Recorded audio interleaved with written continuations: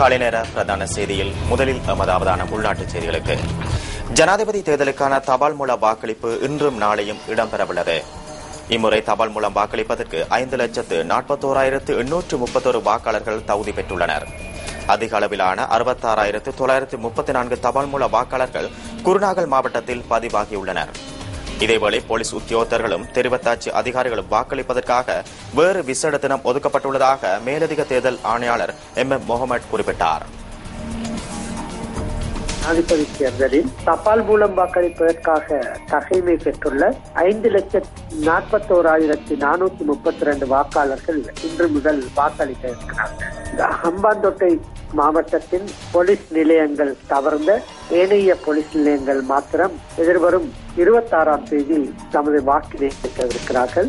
அதற்கு காரணம் இப்போலீஸ் நிலையத்தைச் சேர்ந்தவர்கள் இன்றும் நாளையும் ஏனைய அலுவலகங்களில் நடைபெறுகின்ற தபால் மூல வாக்களிப்புக்காக தமது பாதுகாப்பு நடவடிக்கைகளில் ஈடுபட வேண்டியுள்ளார்கள். 23ஆம் தேதியாகிய இன்றும் நாளையும் இப்பொலிஸ் நிலையங்கள் தவிர்ந்த ஏனைய அனைத்து அலுவலகங்களிலும் தபால் மூல வாக்கு இடம்பெற இருக்கிறது.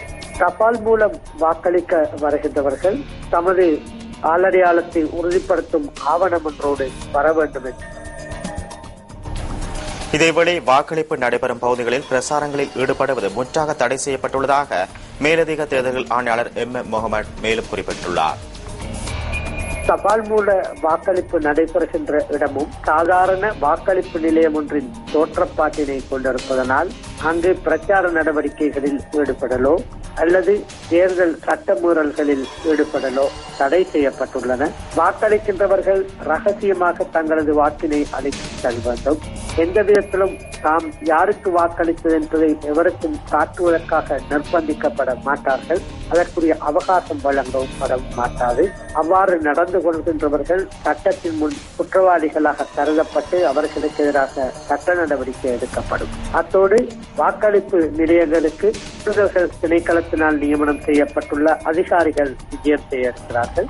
அவர்கள் வாக்களிப்பு நிலையங்களுக்கு சென்று அங்கு நடைபெறுகின்ற வாக்களிப்பு நிகழ்வுகள் சட்டத்துக்கு அமைவாக முறையாக நடைபெறுகின்றனவா என கண்காணிக்கவும் இருக்கின்றார்கள். 23, 24ஆம் தேதிகளிலோ அல்லது 26ஆம் தேதியிலோ வாக்களிக்க முடியாமல் போனவர்கள் 30ஆம் தேதி உரிய அலுவலகம் அமைய பெற்றுள்ள மாவட்டத்தின் தேர்தல் அலுவலகத்தில் வைத்து தங்களது வாக்குகளை அளிக்க முடியும்.